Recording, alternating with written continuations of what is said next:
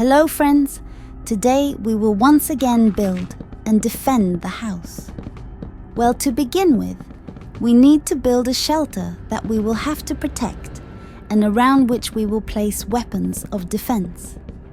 The main component of this house will be blocks of distorted wood. These blocks are highly durable and resistant to explosions, which makes them the ideal material for defense structures. We will start with the foundation that will be the base of our shelter. The foundation will be made of the strongest blocks of warped wood. This will allow it to withstand impacts and explosions. We will then build the walls and roof using the same blocks. The walls will be thick enough to provide a solid defense against enemy attacks. After the shelter is ready, we will start its defense. We will install several cannons near the house, which will be able to fire at enemies at long ranges. We will also place mines around the shelter to prevent the enemies from approaching.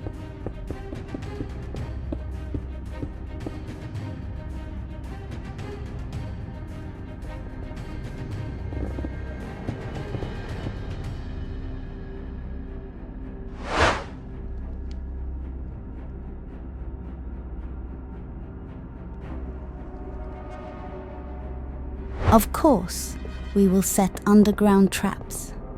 In the previous parts of the defense, we saw that they do their job very well. Let's take fire, diamond and stone spikes and arrange them in stages, from the weakest in damage to the strongest. This will allow us to create a tiered defense system that will effectively deter enemies. Fire spikes will do little damage but can set enemies on fire, slowing them down. Diamond spikes will deal more damage and will be able to penetrate the armor of some enemies. Stone spikes will be the last frontier of our defense and will deal maximum damage to any enemy. We will also install mechanisms that will activate traps when the enemy approaches. This will make our defense even more effective and allow us to save resources. Now our shelter is protected not only from above, but also from below. We have created a complex and multi-level defense system that will be able to withstand any attack. Jackie has already covered our underground traps with pressure plates. They stand out too much against the snow, so let's cover it with snow ourselves.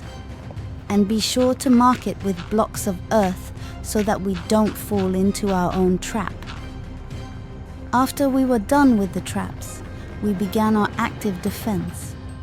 We placed cannons around the perimeter of our shelter to provide maximum protection from enemies.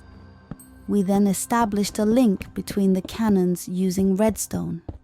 This would allow us to react quickly to attacks and coordinate our actions.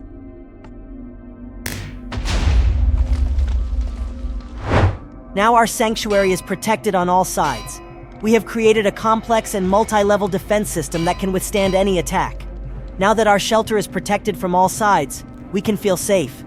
However, we should not forget that enemies can be cunning and devious. They may try to find weaknesses in our defenses or use new tactics to attack. Our goal is to create an impregnable fortress that can withstand any attack. We are ready for any challenge and are confident of our victory. We continue to fortify our defenses and deploy short-range cannons. They will be an additional line of defense for our shelter. The cannons will deal damage to enemies who come too close to our fortress. The short-range cannons will be especially effective against enemies who try to climb the walls or roof. Now our defenses are even more powerful and effective. We are ready for any challenge and are confident of our victory. Let's get to work on placing the mines. To increase the chances of successful triggering, we will place them in a chaotic order all around the shelter. This will create additional obstacles for the enemies and make it harder for them to overcome our defenses. Then there are the main weapons, the cannons. We're going to put a huge number of these cannons on one wall. Some a little higher by a block, some lower by a block. This way we will be able to hit high enemies as well as low ones, and the amount of destruction will be greater. We will install different types of cannons, short range and long range, to provide maximum protection from enemies. Long-range cannons will fire at enemies from a distance, preventing them from approaching our shelter. This will be an additional obstacle for enemies who try to approach our hideout. The lava will deal damage and slow down the enemies, which will allow us to gain time to counterattack. We will create a moat around our shelter using lava blocks. To be more efficient, we will add mechanisms to the moat that will automatically activate the lava when the enemy approaches. This will allow us to save resources and react quickly to threats. Now our defense is even more powerful and dangerous. Enemies will have to be very careful not to fall into the lava moat. The traps will deal damage and slow down the enemies, which will allow us to gain time to counterattack. We will create different types of traps: fire traps, ice traps, electric traps, etc. This will allow us to damage enemies of different types and slow down their progress towards our shelter. For greater efficiency, we will add mechanisms to the traps that will automatically activate them. Jackie, they're getting close! Don't worry, Casey, we have everything under control. We're well prepared for this attack. But there are so many of them. How will we be able to deal with them? We have all the tools we need for defense, all of which will help us hold off the onslaught of monsters. What if they break through our defenses? Then we'll activate the traps. They will damage the monsters and slow their advance. Okay, but what if that's not enough? We'll fight to the last man. Our fortress is impregnable, and we will not give up without a fight. See, Casey? Our defenses are working. We can fight off those monsters. Jackie, let's bring out the snow golems. They can hold off the monsters for a while.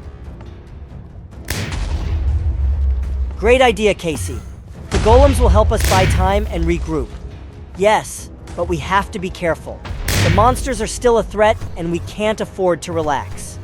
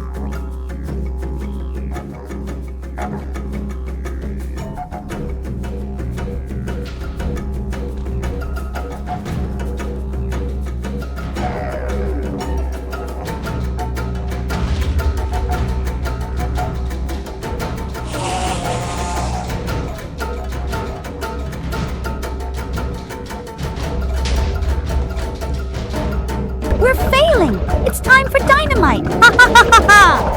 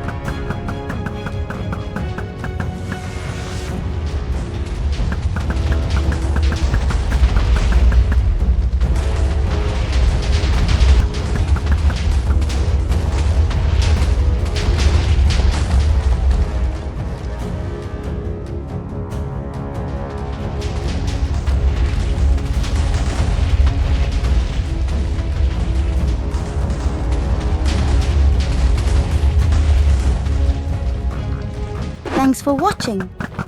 Subscribe to our channel. Give us a like. See you soon.